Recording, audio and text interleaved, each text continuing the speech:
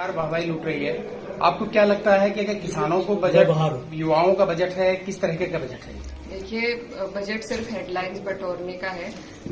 हमने अपने संसद में भी हमने ये बात रखी कि जो 12 लाख के ऊपर हेडलाइन बटोरी जा रही है, इतना सिर्फ 2% लोग कमाते हैं, तो सिर्फ उन्हीं का फायदा है। बाकी जो लोग हैं उनको इनडायरेक्ट टैक्स में कटौती करके फायदा हो सकता था, लेकिन उसकी कहीं भी बजट में बात नहीं है।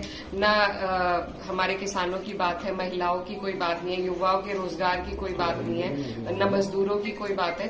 तो बजट सिर्फ एक फंडे पे हेडलाइन बटोरना है, उसके अलावा कुछ नहीं है। अच्छा, लोकसभा चुनाव में जिस तरह से समाजवादी पार्टी ने बम्पर जीत हासिल की, उसके तत्काल बाद में उपचुनाव हुए, उसमें डिफीट मिली समाजवादी पार्टी को, क्या वजह रही? क्या मैनेजमेंट थोड़ा सा मिसमैनेजमेंट हुआ? क्या वजह रही? देखिए, लोकतंत्र है वैसे तो, लेकिन जो उपचुनाव हुए हैं उसमें तंत्र से चुनाव जीते गए हैं, उसमें जनता का कोई वो नहीं रहा है। कई ऐसी सीटें हैं हमारी जहां पर भाजपा नहीं जीत सकती थी, किसी भी वजह से कभी भी नहीं जीत सकती, लेकिन वहां पर भी वो चुनाव जीते। तो जिस तरीके से लोकतंत्र की धज्जियां उड़ाई जा रही है वो सबके सामने है। इलेक्शन कमीशन जिस तरीके से अनदेखी कर रहा है वो भी सबके सामने है। तो ये जो बाई इलेक्शन है ये सरकार के होते हैं और उन्हीं के दबाव में प्रशासन ने, सभी लोगों ने मिलकर उनकी झोली में ये 9 सीट डाल दी हैं, जो कभी से कभी भी उन्हें नहीं मिल सकती। अच्छा, वेस्ट यूपी गन्ना बेल्ट कही जाती है और इस बार जो दाम है, समर्थन मूल्य है, उसको नहीं बढ़ाया गया है। क्या मांग है समाजवादी का? क्या स्टैंड है? क्या मांग करती है समाजवादी पार्टी? ये समर्थन मूल्य बढ़ाया ही नहीं बल्कि घोषित भी नहीं किया गया है। हमारी मांग ये है कि पिछली बार से ज्यादा बढ़ाकर की जाए। कई चुनाव में कई जगहों पर ये भी वादे किए गए कि 400 पार सीटें होंगी तो 400 पार ही गन्ने का दाम होगा।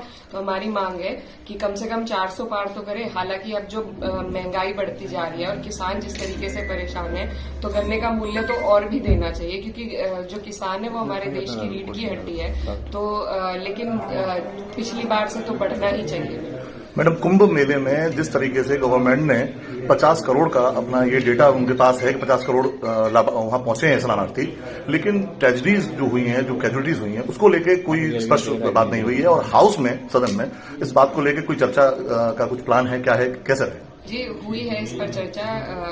जब प्रेसिडेंट का अभिभाषण था उस पर भी अध्यक्ष जी, राष्ट्रीय अध्यक्ष अखिलेश यादव जी ने कुंभ पर ही बात करी। बजट में भी उन्होंने सबसे पहले कुंभ का मुद्दा उठाया था, लेकिन सरकार इन चीजों पर चर्चा नहीं करना चाहती, सिर्फ बातों को टालना चाहती है। जो वहां पर जिस तरीके से वीडियो हमने देखी है और जिस तरीके से जो बुलडोजर से लाशों को उठाया गया है, तो जो मरने वालों की संख्या है वो बहुत ज्यादा है, लेकिन अभी तक वो डिजिट सरकार नहीं दे पाई है। ना ही जो लोग वहां पर आपस में बिछड़ गए हैं उनको भी ना तो ढूंढ पाई है, ना वो अपने परिजनों से मिल पाए हैं। तो